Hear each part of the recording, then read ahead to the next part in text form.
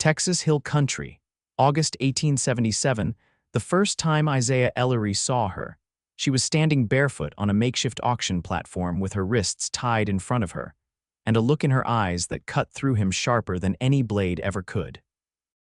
There was dust in the air, heat rising off the dry ground, and men with too much money and no decency crowding around that shady auction behind the saloon in Burnett. Isaiah had only come to town for seed and sugar, but fate had other plans. "Next up, we got a fine young gal, healthy and strong," the auctioneer bellowed, waving a hand toward her like she was livestock. No papers, no past, no questions. The woman didn't cry, she didn't flinch. She just stood there, chin high, shoulders back, like she was daring the world to try and break her. Isaiah pushed through the crowd without thinking. He had seen enough bad things in his life, too many nights out on the homestead alone with nothing but the wind and guilt for company.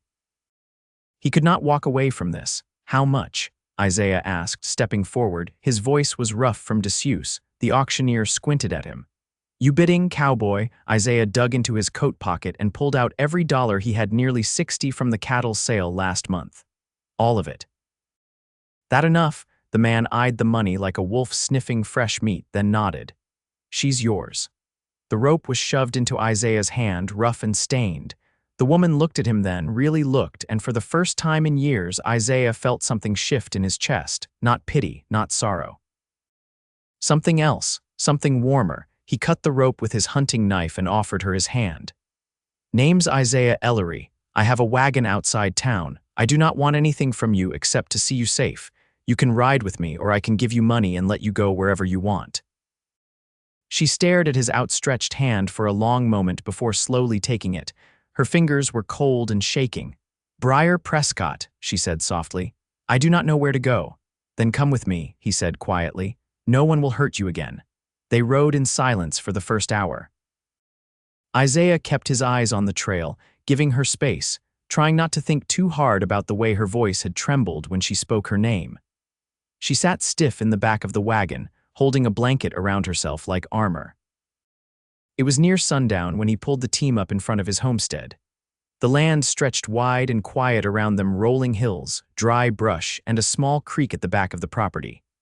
The house was modest, hand-built with care, a barn to the left and a chicken coop behind.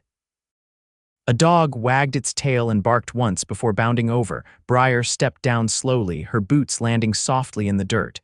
She looked around like she was not sure any of it was real. "This is yours." "It is not much," Isaiah said, taking the reins, "but it is honest." She looked at him with tired eyes. "It is more than I have had in a long time." He showed her the spare room, the wash basin, the bread and stew he had left warming on the stove. She ate slow, like she was trying not to be seen wanting it too much. Afterward, she sat by the fire, staring into the flames while Isaiah repaired a harness in the corner. "Why did you do it?" she asked quietly. He met her eyes across the room. "Because no one ever did it for me," she nodded once. "I will work for my keep. I'm not looking for charity." "This is not charity," he said. "You are safe here. That is all I want." But something in his chest stirred again when she looked at him that way, like maybe she already understood parts of him no one ever had. The days passed with quiet routines. Briar helped feed the chickens, learned to milk the goats, and mended old curtains without being asked. She spoke little, but Isaiah caught her humming once while sweeping the porch, and it was the first music his house had heard in years. Isaiah had not meant to care, not like this.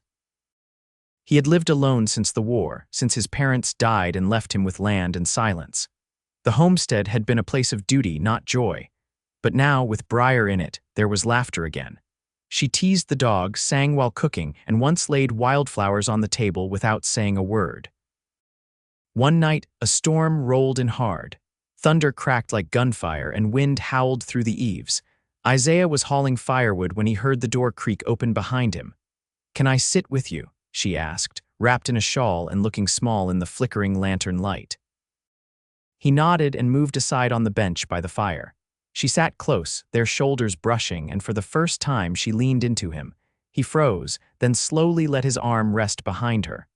"I used to dream about storms when I was a girl," she said. "Thought they were the sky's way of washing the world clean."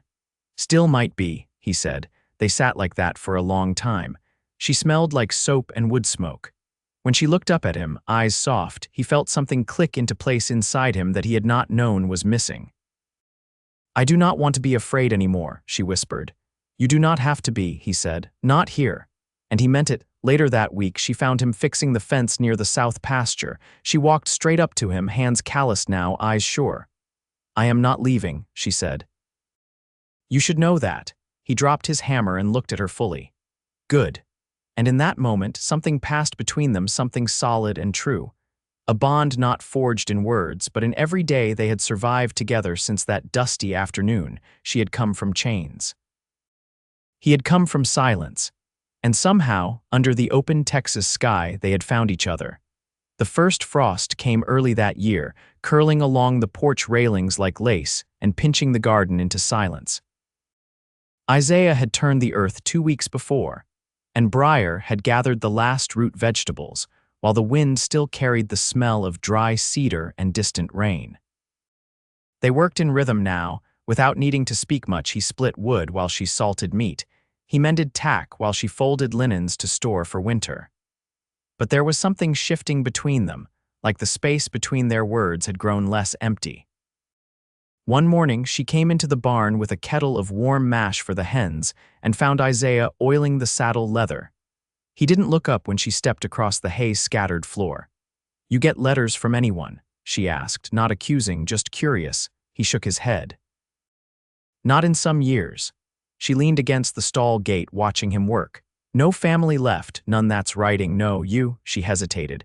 "My brother's name was Silas. We got split up in Arkansas back when I was 16, haven't seen him since." He didn't ask what happened. She was grateful for that. "I used to think I'd find him," she went on, voice low. "Some part of me still does." Isaiah set the saddle aside and rubbed his hands on a cloth. "If he's alive, he'd be lucky to find you." She looked at him then, her eyes steady. "I never told you how I ended up there." "That place in Burnett. You don't owe me that, I know, but I want to." He nodded once, leaning back on the bench, giving her time. "I worked in a boarding house kitchen in San Angelo. The woman who ran it said I owed her for the clothes she gave me, the food I ate. When I couldn't pay, she sold me to a man who said he'd take me to work in Austin. We never got there." Isaiah's jaw shifted, but he didn't speak. "I thought if I kept quiet, I might survive it. I stopped speaking for days, then weeks. Until someone put me on that platform. You're not quiet now," she let out a breath. "You didn't ask anything of me. That's what let me come back to myself." The wind outside rattled the barn roof, soft and hollow. Isaiah stood and crossed the space between them slowly, like he didn't want to startle her. He stopped just close enough that she could see the lines around his eyes. "You ever want to leave this place, Briar, for something more?" He paused, searching. "You don't owe me either." "I know that too," she said, "but I'm not going anywhere." They stood in the hush between words, the air thick with the scent of hay and cold leather. Then she picked up the empty kettle and brushed past him lightly, her shoulder grazing his chest. That night, she brought in 2 quilts from the cedar chest and spread one across the main room floor near the hearth. Isaiah raised an eyebrow. "You expecting company?" She looked over her shoulder. "I thought maybe you'd play something. I haven't in a while." "I found the fiddle in the corner cupboard," she said, kneeling to build the fire. "Thought it deserved better. He hadn't touched it since before the war." The strings had been replaced once, but the bow was still wrapped in the same cloth his mother gave him the day he left for Virginia. He brought it out slowly, sat down on the stool beside the fireplace and tuned by ear. Briar didn't speak. She just sat cross-legged close to the flame, hands folded in her lap. The first notes came low and uneven, but his fingers remembered more than he thought. He played an old reel his father had taught him, then something slower, plaintive, wandering. Briar closed her eyes and swayed slightly, not dancing, just listening. When he finished, the room sat still for a long moment. "You could have made a living with that," she said softly. "I made a choice to live with the land instead." She looked at him through the firelight. "I think you were waiting for someone to hear it. You think that's you?" "I do." He set the fiddle down gently. "Then I'm glad I waited." Later, after the fire had dimmed, she didn't return to the spare room. She stood beside the door for a long moment, fingers resting on the frame.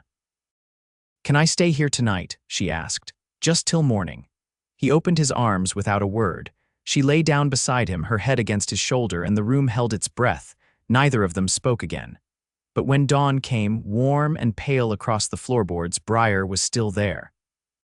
And Isaiah, for the first time in years, didn't dread the morning. By December, the days had shortened into long silences and steady work. The wind came down from the north and scraped along the windows, and the sky stayed pale all day, like it hadn't made up its mind about snow. Briar had taken over the ledger without asking, her handwriting neat and deliberate across Isaiah's rough old pages. She tracked supplies, noted repairs needed come spring, and began setting aside a small corner of the cellar for herbs she'd started drying on hooks near the stove. Isaiah had watched her hang the bundles yarrow, horehound, peppermint without asking where she'd learned the names. One evening, while she stitched a tear in an old shirt of his, Isaiah leaned against the doorframe, arms crossed. "You were raised near river country, weren't you?" Briar didn't look up. "Why do you think that? You know Sweet Flag from Catale. Not many folks out here do. My grandmother kept a stillroom behind her house, said the land gave what it could if you knew how to ask." He stepped inside slowly. "You miss it, the cypress trees," she said, "and the sound of frogs after the sun went down. The rest, not much." He crouched beside her chair, his fingers closing gently over the edge of the fabric she held. "I think about planting more come spring. Maybe corn, maybe peaches. I could help," she said, meeting his eyes, "if you want more than just living day to day." "I want it with you," he said simply. She didn't speak, but her hand stilled on the fabric and her breathing shifted. That night, she brought in an old tin box wrapped in oilcloth and set it on the table between two bowls of soup. "Found this when I unpacked what little I had. Thought you ought to see." Inside were paper scraps, a train ticket stub from Tyler, a pressed violet, a photograph of a boy in suspenders with a crooked grin. She pointed to it. "Sila's. Last I saw of him, he was headed west with a man who said he ran a freight line." Isaiah studied the face. "You reckon he'd head toward New Mexico? There's freight work up that way." "He was always chasing open sky," she said. "If he's breathing, he didn't stay put." "Next time I ride into Llano for supplies," Isaiah said, "I'll leave word with the post rider. Might be someone's seen him." She touched the photograph once, then folded the tin closed. "Thank you." They ate the rest of the meal in quiet. The fire snapped in the hearth, and outside the wind carried the faint howl of coyotes. Afterward, Isaiah stepped behind her as she dried the bowls. His hands settled lightly on her waist, not possessive, just steady. "You ever think about what you'd build if you got to choose?" he asked. She turned slowly. "I never had the chance to wonder. You do now." She laid the towel aside and faced him fully. "Then I'd want a kitchen with windows wide enough to watch the garden grow, a rocker by the front porch, and someone to sit beside me even when there's nothing to say." Isaiah nodded once. "I've got lumber stored under the back lean-to. We could build on come thaw." "You're sure?" "I've been sure since the first time you stayed through morning." Her hand came up, rested lightly on the collar of his shirt. "Then I'll plant chamomile near the steps for sleep and luck." When he kissed her, it wasn't urgent. It was quiet and final, the kind of kiss that said something had rooted and would not be moved. Her mouth was warm, and her fingers curled into the back of his neck like she'd finally found something solid. Later, they lay beside the fire, the quilt pulled to their shoulders. She traced the ridge of a scar on his shoulder with the tip of her finger. "You ever think about leaving this place?" she asked. "Used to," he said. "Now I think about what we can make of it." She pressed her forehead against his chest. "Then we'll make it last." And when morning came, the light across the floorboards was soft and gold, and neither of them stirred from where they'd chosen to stay. By late February, the ground had begun to soften in patches, and the wild hares came down from the hills to nose through the thawing brush.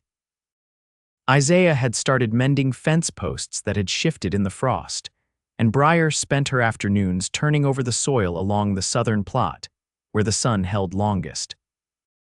The rhythm between them had grown easy, measured not in words, but in the way they shared tools without asking, left bread warm under cloth, or waited for one another before lighting the evening lamp. One afternoon, as Isaiah lifted a wheelbarrow of stones from the far edge of the pasture, he spotted a rider cresting the ridge. The man carried himself like he knew the land, but his coat was eastern cut, too stiff for a cattle trail. Isaiah set the barrow down and watched him descend. The stranger reined in by the yard, glancing toward the barn before tipping his hat. "Looking for Isaiah Ellery. You've found him." The man dismounted with a practiced hand, dusting his trousers. "Name's Edmund Raleigh. I came across your name through an old Union roster. You served under Colonel Wexley out of Shiloh." Isaiah's shoulders stiffened, but his voice stayed even. "That was a long time ago."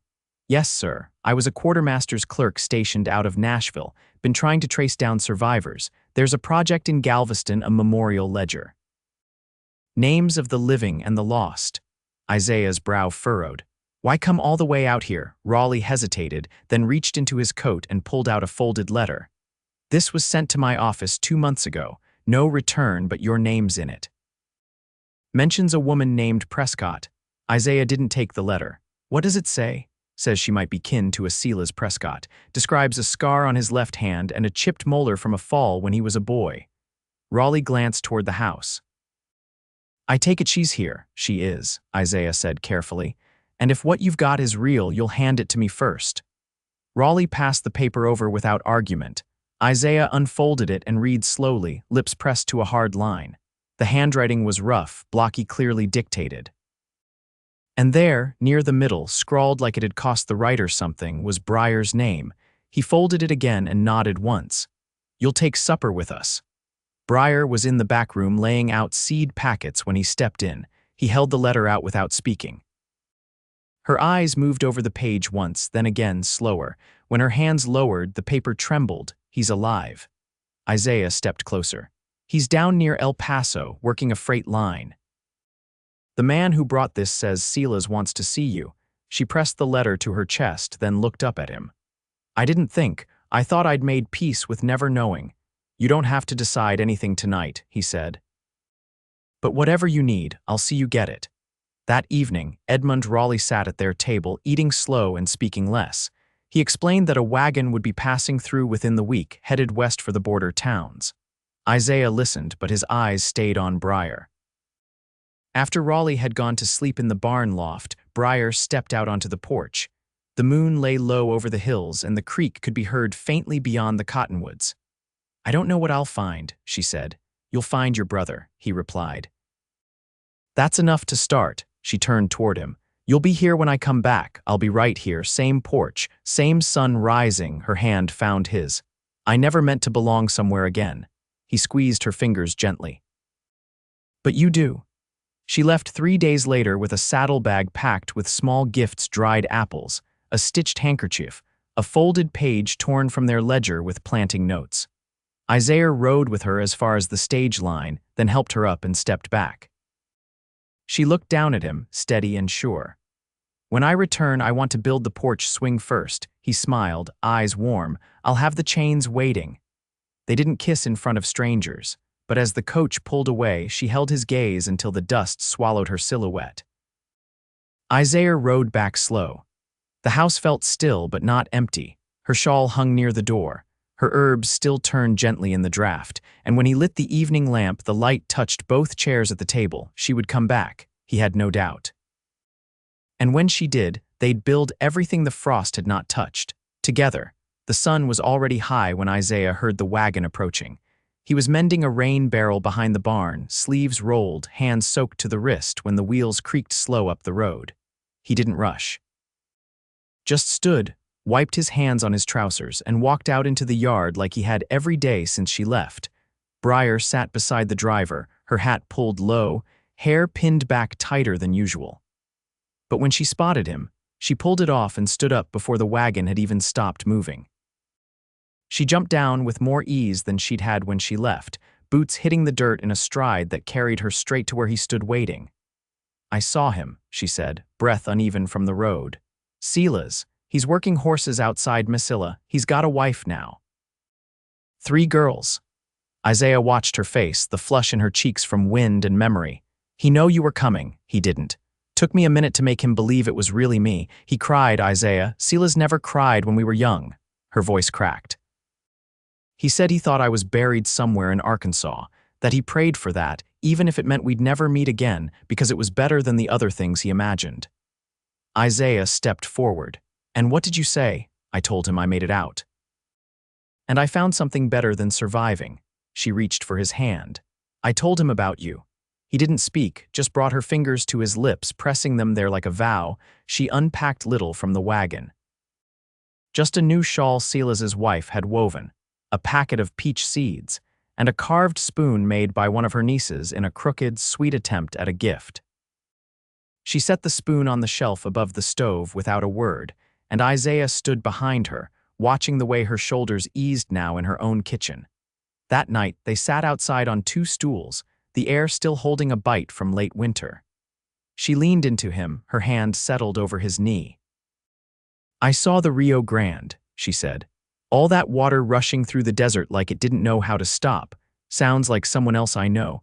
She turned her face toward his, the edge of a smile caught in her eyes. I didn't feel small standing beside it. I felt like I was returning from something. Isaiah brushed a strand of hair from her cheek.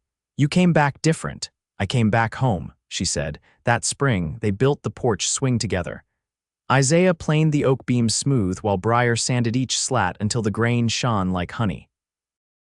They hung it with chain lengths he'd measured twice, anchored into the joists with care. It creaked a little when they sat, but it held, and that was what mattered. By June, the garden had taken hold. Rows of beans climbed twine frames along the fence, and the peach saplings poked up from the southern edge of the field, still fragile but growing. Briar spent early mornings among the rows, her skirts damp with dew, Isaiah's coffee steaming on a rail post nearby. One afternoon, as they shelled peas on the porch, she paused and tilted her head. I want to marry you. Isaiah didn't look up from the bowl. That right. Not because I need to, not because it's expected, because I want to walk through the rest of my life beside you.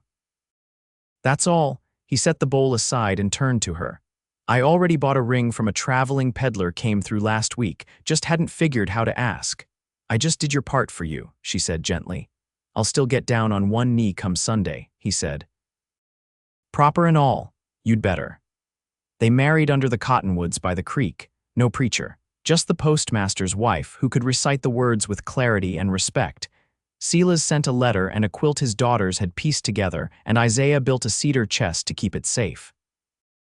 After the vows, they shared bread and stew under a canvas awning, and the dog curled at Briar's feet like he knew she was never leaving again. That summer, they added a room to the house. Not because they needed it yet, but because they might. Briar worked alongside him, hammer in hand, never asking to be spared the heavy work. Isaiah watched her with quiet pride, knowing the strength in her didn't come from him, but that he got to share in it all the same.